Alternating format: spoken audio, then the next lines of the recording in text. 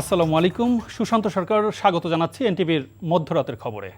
দেশে জ্বালানি তেল ও বিদ্যুতের সংকট নেই জানিয়ে জ্বালানি মন্ত্রী বলেছেন, আতঙ্কিত হয়ে অতিরিক্ত মজুদ প্রবণতার কারণে দ্রুত শেষ হয়ে যাচ্ছে পাম্পের তেল। জাতীয় সংসদে প্রশ্নোত্তর পর্বে এসব কথা জানান তিনি। এদিকে সংসদ প্রাঙ্গণে জঙ্গি এমপি সম্বোধন করায় ক্ষোভ প্রকাশ করে বিচারের দাবি জানিয়েছেন সংসদ সদস্য হানজালা। এছাড়া অন্তর্বর্তী সরকারের জারি করা 133টি অধ্যাদেশের মধ্যে গণভোট সহ 11টি অধ্যাদেশ বাতিল করার সুপারিশ করেছে জাতীয় সংসদ গঠিত বিশেষ কমিটি। সেলিম মালিকের রিপোর্ট। দুপুরে জাতীয় সংসদের প্রথম অধিবেশনের 7ম দিনের বৈঠক শুরু হয় তারকা চিহ্নিত ও সম্পর্ক প্রশ্নের উত্তরের মধ্য দিয়ে।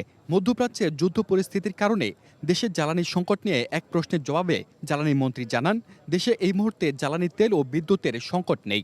আমরা প্রতিটি পাম্পে যে পরিমাণ তেল প্রতিদিন দেওয়ার কথা, সেই পরিমাণ তেল আমাদের পাম্পগুলোতে সাপ্লাই করা হচ্ছে। ইরান ঘটনার পর থেকে যে পেট্রোল পাম্পে যে পরিমাণে তেল দিতাম, একদিন 1.5 দিন লাগতো বিক্রি করতে, এখন 2 ঘন্টায় শেষ হয়ে যায়। সেই জন্য আপনার মানুষের যে প্যানিক বাইংটা শুরু হয়েছে, লাইন দেখা যায় কিন্তু পেট্রোল সাপ্লাই হয় না, এটা ঠিক না। পেট্রোল প্রতিদিন সাপ্লাই করা হয়। সংসদ অধিবেশনে প্রবেশকালে সংসদ সদস্য সাইদউদ্দিন আহমেদ হানজালাকে জঙ্গি এমপি বলে আখ্যা দেন অজ্ঞাত এক ব্যক্তি। এই ঘটনা তদন্ত করে সংসদে বিচারের দাবি জানান হানজালা।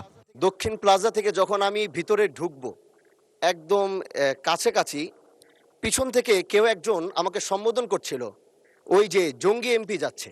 জাতীয় সংসদের একজন রানিং এমপিকে সংসদের কাছে যখন জঙ্গি বলে সম্বোধন করা হয়, আর এটার জন্যে এই সংসদের মান ক্ষুণ্ণ হয়েছে আমি মনে করছি। এই জন্য আমি চাচ্ছিলাম একটি সঠিক তদন্ত যদি আপনার মাধ্যমে নির্দেশনা আসতো, তাহলে এই বিষয়টি ক্লিয়ার হতো। এ সময় পয়েন্ট অফ অর্ডারে দাঁড়িয়ে সংসদ সদস্য রুমিন ফারহানাও তাকে নিয়ে ওয়াজে করা কটূক্তির বিচারের দাবি জানান। মাননীয় স্পিকার, আমার ইমিডিয়েট আগে আমার যে সহকর্মী সংসদে বললেন কথাটি, এটি দুঃখজনক নিঃসন্দেহে। কিন্তু মাননীয় স্পিকার, আমি আপনার দৃষ্টিতে আরেকটি খবর আনতে চাই। ডেইলি স্টারে এই খবর প্রকাশিত হয়েছে, এই সংসদে উপস্থিত আমি এবং আমার আরো 2জন নারী সহকর্মীর বিরুদ্ধে এই সংসদে উপস্থিত আরেকজন সংসদ সদস্য ওয়াজ মাহফিল করেছে, যে কুৎসিত ভাষায় তারা বক্তব্য দিয়েছে। আমি আপনার কাছে এই ব্যাপারে বিচার চাইছি মাননীয় স্পিকার। আপনি বিষয়টি সংসদে দৃষ্টি আকর্ষণ করছি, আপনি বিষয়টিকে দেখবেন। এদিকে জাতীয় সংসদে অন্তর্বর্তী সরকারের জারি করা 133টি অধ্যাদেশের মধ্যে গণভোট সহ 11টি অধ্যাদেশ বাতিল করার সুপারিশ করেছে বিশেষ কমিটি। তবে এই কমিটির বিরোধী দলীয় 3 জন সদস্য এসব অধ্যাদেশের ক্ষেত্রে তাদের নোট অফ ডিসেন্ট দিয়ে অধ্যাদেশ বহাল রাখার প্রস্তাব করেছেন। সেলিম মালিক, এনটিভি নিউজ, ঢাকা। 133টি অধ্যাদেশ নিয়ে যাচাই বাছাই শেষ হয়েছে। আগামী 9 তারিখের মধ্যে পাশ করার চেষ্টা করা হবে বলে জানিয়েছেন জাতীয় সংসদের চিফ হুইপ নুরুল ইসলাম মনি।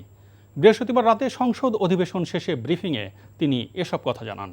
এ সময় বিরোধী দলীয় সংসদ সদস্য আক্তার হোসেন জানান, সরকার সুকৌশলে 16টি অধ্যাদেশ যাচাই বাছাইয়ের নামে সংসদে উত্থাপন না করে জাতির সাথে প্রতারণা করছে। যেহেতু আমাদের একটা কম্পালশন আছে, আমাদের একটা নির্দিষ্ট সময়ের মধ্যেই বিলগুলো মানে এই অধ্যাদেশগুলো বিল আকারে নিয়ে এবং পাশ করাতে হবে, সেজন্য আমি আপনার কাছ থেকে মানে সিদ্ধান্ত প্রত্যাশা করছি যে আগামী রোববারেই যেসব বিল আনা সম্ভব মাননীয় সংশ্লিষ্ট মন্ত্রীবর্গ সেসব বিল সংসদে আনয়ন করবেন। বিএনপি নেতৃত্বাধীন সরকার রাষ্ট্রীয় প্রতিষ্ঠানগুলোতে, সাংবিধানিক প্রতিষ্ঠানগুলোতে বড় বড় যে কাঠামোগুলো আছে, সেখানে যে ধরনের সংস্কার চাওয়া হয়েছিল, সেই সংস্কারগুলো তারা আসলে চায় না।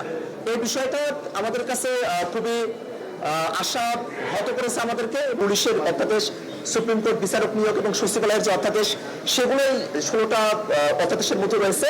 বলা হয়েছে যে এগুলো পরীক্ষা নিরীক্ষা করে যাচাই বাছাই করে ভবিষ্যতে সেগুলোকে আবার উত্থাপনের কথা এখানে বলা হয়েছে। এখানে আসলে সুকৌশলে একটা প্রতারণার আশ্রয় নেওয়া হয়েছে। দেশজুড়ে হামের সংক্রমণ ছড়িয়ে পড়ছে উদ্বেগজনক হারে। স্বাস্থ্যমন্ত্রী সর্দার মোহাম্মদ সাখাওয়াত হোসেন জানিয়েছেন, সংক্রমণ নিয়ন্ত্রণে প্রয়োজন অন্তত 95% টিকা কভারেজ, যা গত কয়েক বছরে নিশ্চিত করা যায়নি। এরই প্রভাব পড়ছে হাসপাতালে। স্বাস্থ্য অধিদপ্তর জানিয়েছে, গত 24 ঘন্টায় 4 শিশুর মৃত্যু হয়েছে। হাসপাতালে ভর্তি হয়েছে 685 জন। শিশুদের মধ্যে নিউমোনিয়া, শ্বাসকষ্টের ঝুঁকি বাড়ায় পরিস্থিতি সামাল দিতে বাবল সিপ্যাপের মতো আধুনিক চিকিৎসা পদ্ধতি চালু করতে যাচ্ছে স্বাস্থ্য বিভাগ। বিস্তারিত নাহিদ প্রিন্সের রিপোর্টে। দ্রুত গতিতে ছড়িয়ে পড়েছে হামের সংক্রমণ। কোনো নির্দিষ্ট অঞ্চল নয়, বরং দেশের সব অঞ্চলেই এখন ভাইরাসের উপস্থিতি লক্ষ্য করা যাচ্ছে। চিকিৎসকরা বলছেন, হামের পরবর্তী ধাপে দেখা দেওয়া নিউমোনিয়া ও তীব্র শ্বাসকষ্ট শিশু স্বাস্থ্যের জন্য মারাত্মক ঝুঁকি তৈরি করছে। নিউমোনিয়ায় আক্রান্ত শিশুদের শ্বাসকষ্টের যন্ত্রণা কমাতে আইসিডিডিআরবি উদ্ভাবিত প্রাথমিক ভেন্টিলেশন সিস্টেম বাবল সিপ্যাপ ব্যবহারের প্রশিক্ষণ শুরু করেছে স্বাস্থ্য বিভাগ। কর্মসূচির উদ্বোধন করে স্বাস্থ্যমন্ত্রী জানান, হাম প্রতিরোধে সরকারের চেষ্টার কমতি নেই। শিশু হাসপাতাল আজকে আমরা উন্নত মানের 2টা ভেন্টিলেটর দিয়েছি। ডিএনসিসিতে আমরা মোর দেন 1000-এর মতো আমরা প্রভিশন রেখে নতুন ওয়ার্ড খুলেছি। আইসিইউগুলি সব জায়গায় খোলা হয়েছে। মানিকগঞ্জে 8 বেডের একটা আইসিইউ খোলা হয়েছে। শিশু পরিবারে ব্যাপক হারে প্রসারিত করা হয়েছে। সামগ্রিকভাবে আমাদের টোটাল ডাক্তার শ্রেণী একেবারে যান প্রাণ দিয়ে এই মহামারীকে, এই মিজেলসকে মোকাবেলা করার জন্য চেষ্টা করে যাচ্ছেন। বিশ্ব স্বাস্থ্য সংস্থার গাইডলাইন অনুযায়ী সংক্রামক রোগ নিয়ন্ত্রণে 95% টিকাদান জরুরি। কিন্তু গত কয়েক বছরে এই লক্ষ্যমাত্রা পূরণ না হওয়ায় শিশুদের শরীরে রোগ প্রতিরোধ ক্ষমতা তৈরি হয়নি। আর এই সুযোগেই ভাইরাসটি শিশুদের মাঝে সহজেই ছড়িয়ে পড়েছে। যদি টিকাটা কন্টিনিউ করতো মিজেলসের, তাইলে কিন্তু এটা হতো না। ওই 4 বছরের গ্যাপটার কারণে হয়েছে, প্লাস কোভিডকালীন সময়ে এই টিকাটার প্রচলন ছিল না, দিতে পারতো না, দেয় নাই।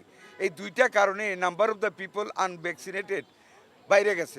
স্বাস্থ্যমন্ত্রী জানান, এখনই স্কুল কার্যক্রম সীমিত করার কোনো পরিকল্পনা সরকারের নেই। তবে সংক্রমণ যে হারে বাড়ছে তাতে হাসপাতালগুলোতে দেখা দিচ্ছে শয্যা সংকট। উদ্বোধনী অনুষ্ঠানে জনস্বাস্থ্যবিদরা বলেন, ভবিষ্যতে এমন পরিস্থিতি এড়াতে শিশুদের পুষ্টির মান উন্নয়ন এবং শতভাগ টিকাদান নিশ্চিত করার কোনো বিকল্প নেই। Nahid Prince, NTV news, Dhaka. এই ছিল মধ্যরাতের খবরে। এই খবরের ভিডিও সহ আপডেট জানতে ভিজিট করুন এনটিভি অনলাইন www.ntvbd.com। এছাড়াও এনটিভির জনপ্রিয় সব অনুষ্ঠান ও খবরের আপডেট জানতে ভিজিট করুন আমাদের ইউটিউব ও ভেরিফাইড ফেসবুক পেজ। ধন্যবাদ সবাইকে।